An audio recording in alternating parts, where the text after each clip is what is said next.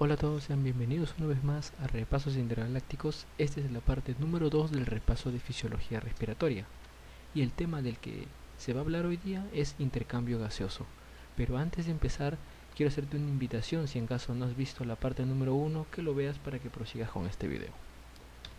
Bien, cuando se va a hablar de intercambio gaseoso o hematosis, pues, que es la función más importante del sistema respiratorio, pues tenemos que hablar de ventilación alveolar y las presiones parciales de los gases, tanto inspirado como el aire alveolar debido a la humidificación. También se va a hablar sobre la perfusión alveolar, porque como veremos más adelante, en distintas zonas del pulmón hay distinta irrigación, distinta perfusión. Para luego poder pasar a los principios de difusión alveolo capilar y comentar un poco más sobre esta barrera que hay. Y finalmente hablar sobre la relación o el cociente ventilación-perfusión y sus distintas posibilidades. Primero, como ventilación alveolar habíamos dicho que es la eliminación y el reemplazo de gas en los alveolos.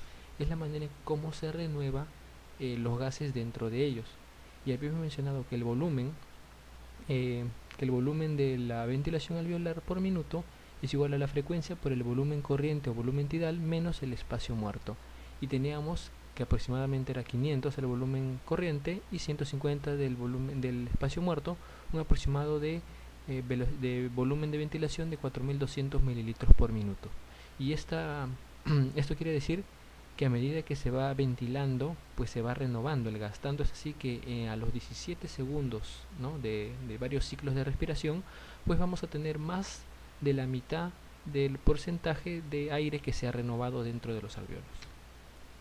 Ahora, el aire a nivel del mar tiene una presión de 760 milímetros de mercurio y está compuesto por nitrógeno, oxígeno y CO2 en distintas concentraciones, y son justamente estas concentraciones que van a dar inicio, que van a originar la presión parcial del gas.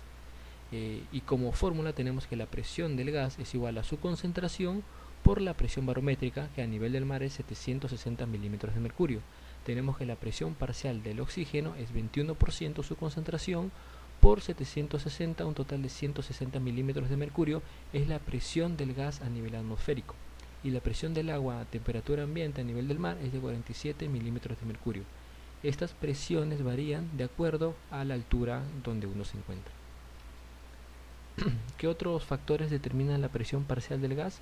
Pues, además de su concentración, tenemos su coeficiente de solubilidad según la ley de Henry.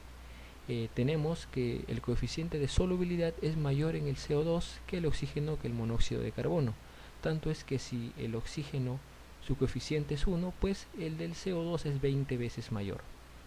Esto quiere decir que el CO2 es más difundible que el oxígeno, pero el oxígeno tiene mayor presión parcial que el CO2.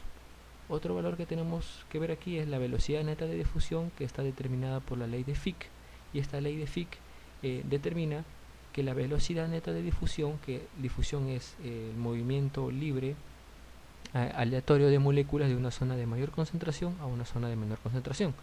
Tenemos que la velocidad es directamente proporcional a esta diferencia de presiones entre las dos zonas, es directamente proporcional al área de difusión y al cociente de solubilidad, pero es inversamente proporcional a la distancia y al peso de la molécula.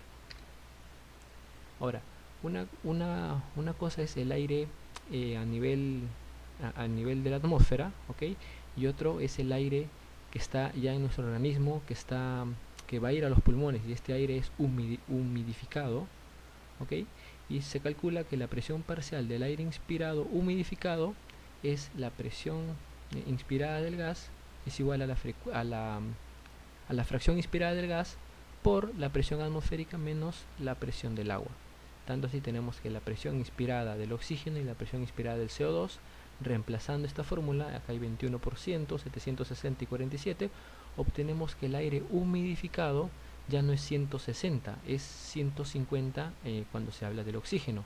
Y esto se va a ir humidificando, se va a ir alterando a medida que se llegue al alveolo, donde la presión parcial del oxígeno a nivel alveolar es de 140 y la presión inspirada de CO2 pues es de 104, y de 40.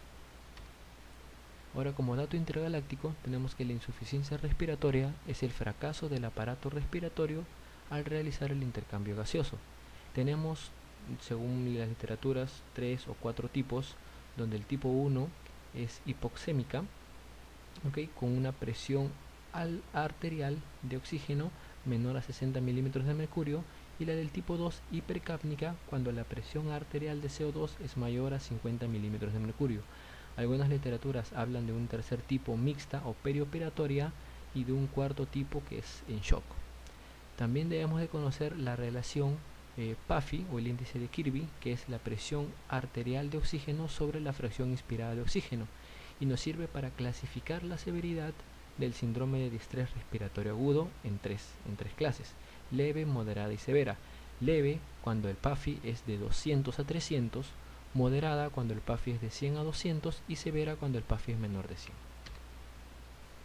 Ahora llegamos una vez al aire alveolar, y el aire alveolar va a estar determinada por la velocidad de difusión del oxígeno hacia la sangre y la velocidad de renovación del oxígeno.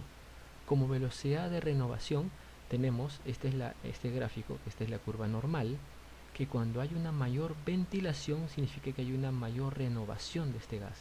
Entonces la curva se desplaza hacia la izquierda y a medida que se hiperventila, pues la concentración del gas va a ser menor, ¿no? Va a haber menos concentración del gas original.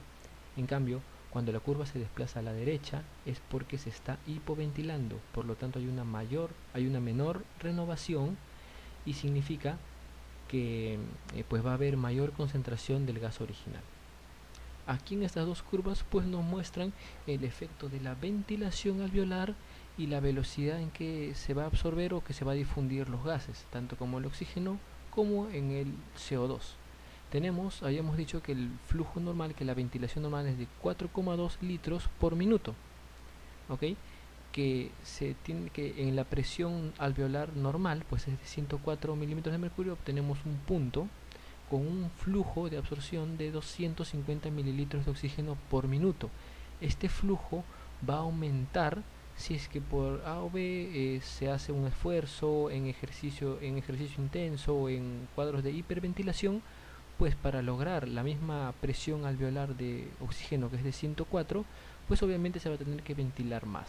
Algo también que observamos en este gráfico es que la presión alveolar nunca puede ir más de 150 mililitros de mercurio, porque 150 mililitros de mercurio es la presión de oxígeno atmosférico, ¿no? Y por lo tanto no habría un buen pasaje. Aquí en este gráfico también es lo mismo, donde a un flujo, a una ventilación de 4,2 litros por minuto, obtenemos una presión alveolar de CO2 que es de 40 milímetros de mercurio, que en ejercicio extremo o intenso pues se va a ventilar más. Por lo tanto, que si antes el flujo o la velocidad de difusión era de 200 mililitros de CO2 por minuto que se está expulsando, pues ahora se va a expulsar más, ¿no? Se va a expulsar 800 mililitros de dióxido por minuto. Y todo lo que te he hablado es para finalmente llegar aquí al alveolo, la última parte de la ventilación alveolar, y tenemos que recordar estos valores muy importantes. La presión alveolar de oxígeno es de 104 milímetros de mercurio, y la presión de la sangre que se va a ventilar pues es de 40 milímetros de mercurio. Y la presión alveolar del CO2 es de 40 milímetros de mercurio, y la presión de la sangre de CO2, la sangre venosa, es de 45 milímetros de mercurio. Esto significa que en este caso pues el CO2 va a difundir hacia el alveolo y va a ser expulsado, y aquí con una diferencia positiva pues el CO2 va a difundir y va a ventilar esta sangre, va a oxigenar esta sangre. Hasta ahí hemos terminado, sin antes mencionar este dato intergaláctico de la presión alveolar de oxígeno y el gradiente alveolo arterial de oxígeno. La presión alveolar de oxígeno pues representa la fuerza, la presión para mantener abiertos los alveolos, y esto es determinado por la presión barométrica menos la presión de agua por la fracción inspirada de oxígeno menos la presión arterial de CO2 sobre un cociente que es de 0.83, y su valor normal es de 100 milímetros de mercurio. Si obtenemos valores más positivos, significa que se va a necesitar mayor fuerza para mantener abiertos los alveolos. Aquí el gradiente alveolo arterial de oxígeno pues representa a la perfusión, ¿okay? Y se obtiene mediante la presión alveolar de oxígeno menos la presión arterial de oxígeno. Su valor normal es de mayor o igual a 10 milímetros de mercurio, y valores mayor a 20 pues indica una insuficiencia respiratoria del tipo 1 que es hipoxémica, como ya le hemos mencionado. Ahora tenemos que ver que la ventilación y la perfusión.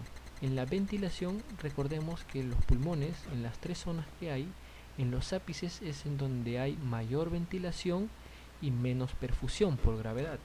En cambio en la base va a haber menor ventilación pero más perfusión.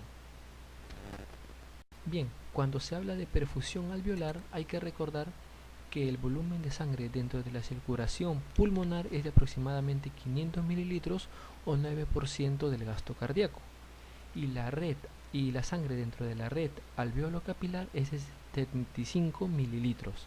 Hay que suponer, ¿no? Hay que imaginar que tender sobre un área de 100 metros cuadrados 75 mililitros de sangre, y eso es la superficie de difusión.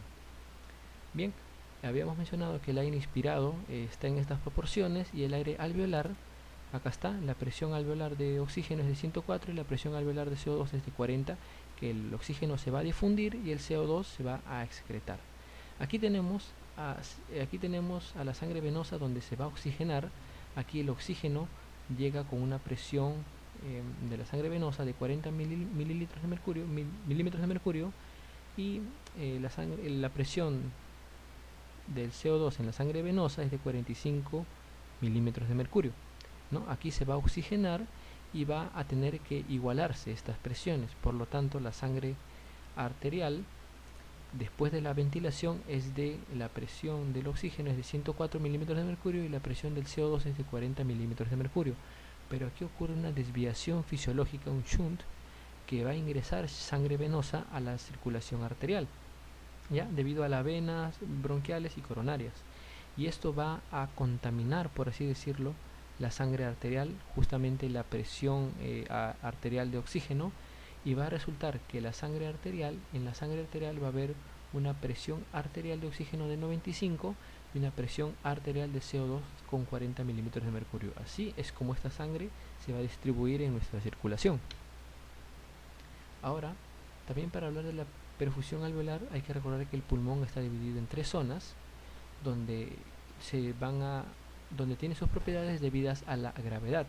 Tanto es así que la zona 1 va a ser la zona menos perfundida y la zona 3 va a ser la zona más perfundida por gravedad.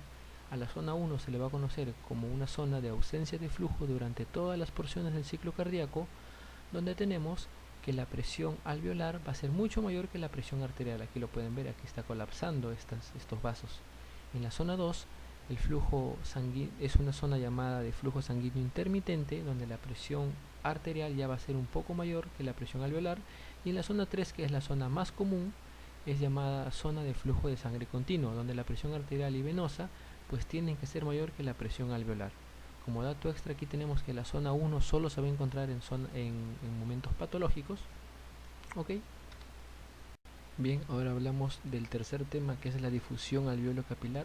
Hay una membrana que va a separar, y esta membrana, esta barrera, pues posee capas de aproximadamente 2 a 6 micras, y la primera capa pues es del líquido surfactante, la segunda de ellas es el epitelio alveolar con los neumocitos tipo 1, la membrana basal epitelial, el tejido conectivo, la membrana basal endotelial y el endotelio propiamente dicho.